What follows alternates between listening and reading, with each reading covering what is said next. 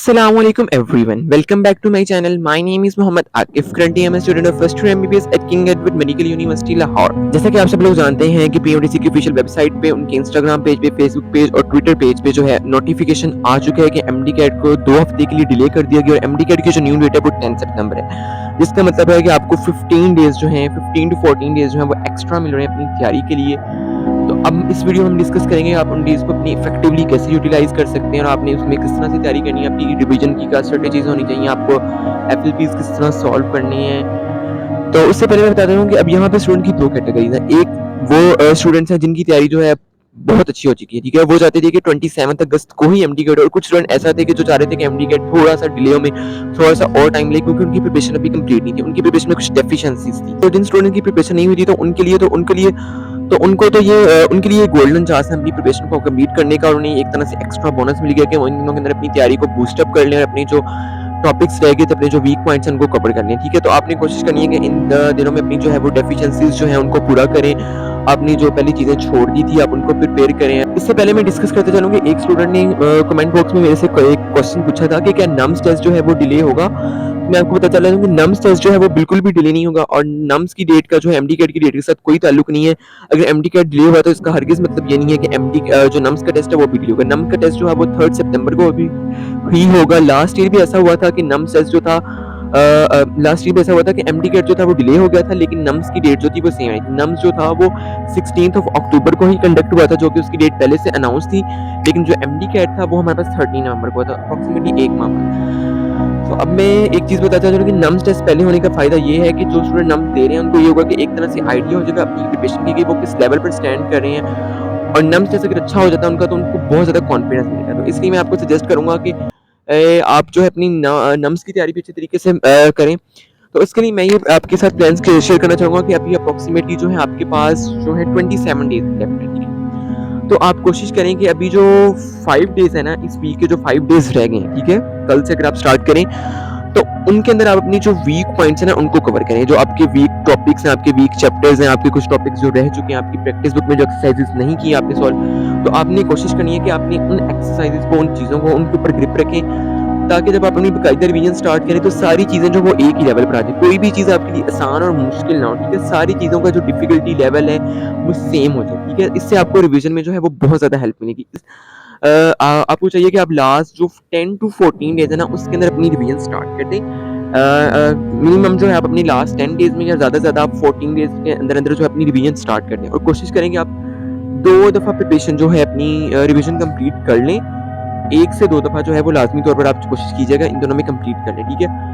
तो 5 डेज में आपका ये हो जाएगा जो कि आपका 20th तक जो है अपनी वीक पॉइंट्स वगैरह को उनको कवर कर लें। उसके बाद जो आपके 2 वीक्स होंगे ना नम्स टेस्ट, उसमें आप 2 दफ़ा अपनी सिलेबस को 1 दफ़ा रिवीजन करें। उसमें स्पेसिफिकली जो है आप नम्स के लिहाज से तैयारी करें, क्योंकि नम्स का टेस्ट जो है वो टोटली फेडरल के सिलेबस में से होगा, तो उसमें आपने कोशिश करनी है कि आप फेडरल की बायोलॉजी को ज़्यादा टारगेट करें, ठीक है। फेडरल की बायोलॉजी जो है उसको भी रीड करें, उसके पॉइंट्स को हाईलाइट करें जो डिफरेंट दिए हुए हैं, और उस पर कोशिश कीजिएगा ज़्यादा फोकस करें। उसके बाद फिर आपके पास 1 हफ्ता होगा, उस 1 हफ्ते के अंदर आपने कोशिश करनी है कि आप 1 दफ़ा फिर पूरे सिलेबस को रिवाइज करें। उसमें आपके पास टोटल 6 डेज होंगे, ठीक है। तो उसके अंदर आपने कोशिश करनी है आपने 1 दफ़ा फिर से सिलेबस रिवाइज करनी है। तो ये आई थिंक सो दैट आपकी रिवीजन की स्ट्रेटजी होनी चाहिए। इसके अलावा आपने कोशिश करनी है कि आप अपने एफएलपी भी सॉल्व करें।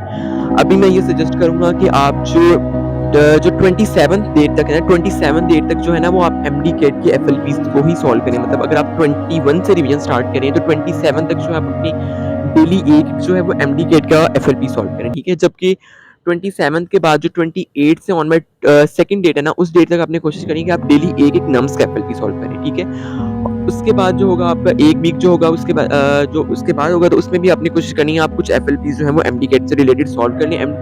एफएलपी सॉल्व करने से आपको टाइम मैनेजमेंट में जो है वो बहुत ज़्यादा हेल्प मिलती है, और अगर स्पेसिफिकली अगर आपको टाइम मैनेजमेंट में बहुत ज़्यादा प्रॉब्लम हो रही है तो आपको फिर एफएलपी जो है वो लाजमी सॉल्व करनी चाहिए।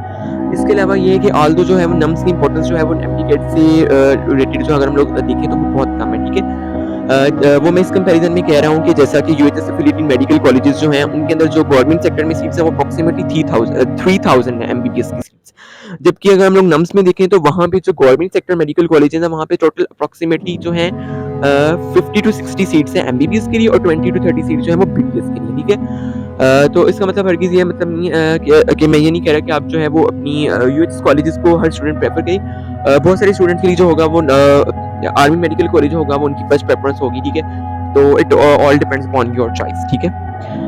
तो मैं ये नहीं कह रहा, मैं दरअसल ये कहना चाह रहा हूँ कि ऑल्दो नम्स टीकेट आपके लिए ज़्यादा इंपॉर्टेंट है, लेकिन इसका मतलब ये हरगिज़ नहीं है कि आपने अपनी नम्स की तैयारी जो वो बिल्कुल नहीं करनी है। नम्स का टेस्ट जो आपने बगैर वैसे ही तैयारी के जाके दे देना है कि देखी जाएगी अभी एमडी कैट जो है मैं उसकी तैयारी अच्छी तरीके से करूँगा और नम्स की तैयारी अच्छी तरीके से नहीं करूँगा। तो ये चीज़ आपने नहीं करनी।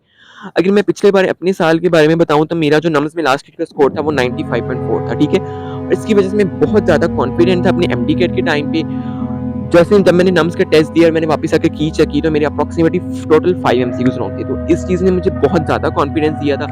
अगर मैं अपने नर्वसनेस का लेवल, अपने स्ट्रेस का लेवल नम्स का और एमडी कैट के दिन का कंपेयर करूँ तो नम्स के दिन जो था मेरा स्ट्रेस का लेवल, मेरा नर्वसनेस का जो लेवल था वो उस डे पे रिलेटिवली थोड़ा ज़्यादा था एमडी कैट के निस्बत, ठीक है। उसकी रीज़न ये थी कि तब मुझे अंदाज़ा नहीं था कि मैं किस लेवल पर स्टैंड कर रहा हूँ। मैंने सिर्फ अकेडमी के टेस्ट वगैरह किए हुए थे और मुझे मैं मतलब कुछ भी प्रेडिक्ट नहीं कर सकता था कि मतलब मेरे कितने मार्क्स आएंगे। लेकिन जब मेरे नम्स में अच्छे मार्क्स आ गए तो उससे मुझे बहुत ज़्यादा कॉन्फिडेंस मिला था कि अब इंशाल्लाह जो है एमडी कैट में भी अच्छे मार्क्स आएंगे। तो आपने कोशिश करनी है कि आप अपने नम्स का टेस्ट जो वो फुल तैयारी करके आपने देनी है और उसके बाद जो एक वीक मिलेगा तो उसके अंदर आपने फिर एक दफ़ा सिलेबस को रिवाइज कर लेना है, ठीक है। इसके अलावा ये कि अभी जो स्टूडेंट्स अकेडमी जा रहे हैं तो उनके लिए ये चीज़ है कि आप अपनी अकेडमी में जो पहले क्रैश टेस्ट सेशन अगर कोई चल रहा है तो आप उसको कंप्लीट कर लें, ठीक है। उसके कंप्लीट होने का वेट कर लें और जब तक वो कंप्लीट होता है तो साथ-साथ आपने कोशिश करनी है कि आप अपने वीक पॉइंट्स जो पीछे कुछ रह गई हैं, जो कुछ टॉपिक्स आपने जो छोड़ दिए हैं तो उनको प्रिपेयर कर लें। उसके बाद वो बाकायदा अपनी लास्ट 10 टू 14 डेज़ में अपनी रिवीजन स्टार्ट कर दें, ठीक है। 14 डेज़ की रिवीजन के बारे में मैंने अलहदा से एक वीडियो अपलोड की हुई है तो आप उसको जाकर वहाँ पर देख सकते हैं, ठीक है। अब ये है कि जो लास्ट डेज़ में जो होते हैं मोस्टली अकेडमीज़ में एफएलपी स्टार्ट हो जाते हैं। तो इसमें आप अब 2 तरह से रूटीन फॉलो कर सकते हैं। एक तो ये कि अगर आपको लगता है कि अकेडमी जाके जाकर एफएलपी सॉल्व करना ज़्यादा बेहतर है तो आई वुड सजेस्ट कि आपको ज़रूर जाना चाहिए और आप अकेडमी जाकर ही एफएलपी जो है अपनी अटेम्प्ट करें, ठीक है। और साथ में घर में अपनी रूटीन बना लें कि आपने जो है वो किस तरह से प्रिपेयर करना है। उसमें रिलेटेड भी एक वीडियो बनी हुई है मेरे चैनल पे कि how to study during the FLPs के एफएलपीज़ को बनाने में किस तरह पढ़ना चाहिए। क्योंकि एक जो एफएलपी होता है उसमें फुल सिलेबस होता है, फिर नेक्स्ट डे पे फुल सिलेबस होता है, तो आपने उस सारे सिलेबस को किस तरह कॉप अप करना है। और दूसरा तरीका ये हो सकता है कि आप जो है अपने घर पर रह के प्रिपरेशन करें, अपना घर में अपना स्केड्यूल बनाएं और उसके अकॉर्डिंगली जो अपनी तैयारी करें और घर में भी कोशिश करें कि आप डेली एक एफएलपी सॉल्व करें या 2 दिन बाद एक एफएलपी एटलीस्ट सॉल्व करें। और घर में आपने अगर आप घर में भी एफएलपी सॉल्व करें तो आपने कोशिश करनी है कि उसको बबल शीट पर सॉल्व करें, क्योंकि वहाँ पर जो है आपने बबल्स ही फिल करने हैं। तो बबल फिल करने की भी आपकी अच्छे तरीके से प्रैक्टिस होनी चाहिए। इसके अलावा कुछ स्टूडेंट्स पूछ रहे थे कि बबल फिल करने का क्या तरीका होना चाहिए। तो बबल को जो है पहले जो है वो अपनी पेरिफेरी में फिल करना, फिर बाद में आपने उसको सेंटर में फिल करना, ठीक है। तो इससे जो आपके बबल से वो बाहर निकलने के जो चांसेस होते हैं वो बहुत ज़्यादा कम होते हैं। इसके अलावा ये कि अभी आपने जो है अपनी इस चीज़ की बिल्कुल भी कोई अब जो स्टूडेंट जिनकी प्रिपरेशन कंप्लीट हो चुकी है तो उन्होंने इस चीज़ की बिल्कुल भी टेंशन नहीं लेनी कि एमडी कैट क्यों डिले हो गया, ठीक है। जो भी चीज़ होती है उसमें अल्लाह की कोई ना कोई बेहतरी होती है, तो आपने ये समझकर इस जो फैसला है इसके ऊपर आपने सब्र शुक्र कर लेना, ठीक है। और आपने वो खरगोश और वो कछुए वाली जो कहानी है ना वो याद रखनी है कि आपने अब कछुआ बनना है, खरगोश नहीं बनना। कि खरगोश जो था उसको लगता था कि मैं बहुत करीब आ गया हूँ और मतलब मैं इसको कर लूँगा तो वो रुक जाता, ठीक है। तो आपने अब रुकना नहीं है, ठीक है। आपने अपनी तैयारी को जो है जिस तरह पहले से करे थे आपने उसी तरीके से अपनी तैयारी करनी है। और बल्कि आपने अपने साथ ये अहद कर लेना है कि अब मुझे जो एक्स्ट्रा टाइम मिला है तो मैंने कोशिश करनी है कि मैं इस एक्स्ट्रा टाइम के अंदर मैं ज़्यादा अच्छा परफॉर्म कर सकूँ, मैं अपनी डेफिशिएंसीज़ को पूरा कर सकूँ। इसके अलावा अगर आपकी अभी कोई भी क्वेरी बाकी रहेगी तो आप अपनी कमेंट सेक्शन में आकर पूछ सकते हैं। अगर आपको वीडियो अच्छी लगी हो तो वीडियो को ज़रूर लाइक कीजिए और अपने फ्रेंड्स के साथ इसे लाजमी शेयर कीजिए। और आपने अगर अभी तक चैनल को सब्सक्राइब नहीं है तो चैनल को भी लाजमी तौर पर सब्सक्राइब कीजिएगा। इसके अलावा ये कि एमडी कैट से जो एक दिन पहले होता है, ठीक है, उस डे पे आपको क्या क्या करना चाहिए। मीन्स एमडी कैट से जो एक दिन पहले है उस दिन पे आपने क्या क्या पढ़ना है या उस दिन पे नहीं पढ़ना चाहिए। उस दिन पे मतलब आपने अपनी स्ट्रेस को किस तरह सारी चीज़ों को किस तरह कंट्रोल करना है, अपने फियर को किस तरह कंट्रोल करना है। तो उससे रिलेटेड जो एक वीडियो इंशाल्लाह जो है वो बहुत जल्द मैं अपने चैनल पर अपलोड करूँगा। और एक और वीडियो होगी कि how to attempt your MD CAT exam, कि आपने अपने एमडी कैट के एग्जाम को जो है वो किस तरह से अटेम्प्ट करना है। आपने उसके अंदर अपने टाइम मैनेजमेंट को कैसे टाइम को कैसे मैनेज करना है, अपने एमडी कैट की ड्यूरिंग अपने टाइम को कैसे मैनेज करना है, अपने स्ट्रेस को कैसे मैनेज करना है, और आपको कौन से सब्जेक्ट से पहले स्टार्ट करना चाहिए और ठीक है और किस पैटर्न से आपको सॉल्व करना चाहिए, ठीक है। तो उसके बारे में भी एक डिटेल वीडियो जो है वो इंशाल्लाह अगले चंद दिनों में अपलोड की जाएगी। Thank you so much for watching this video. अल्लाह हाफिज़, मिलते हैं अगली वीडियो के साथ।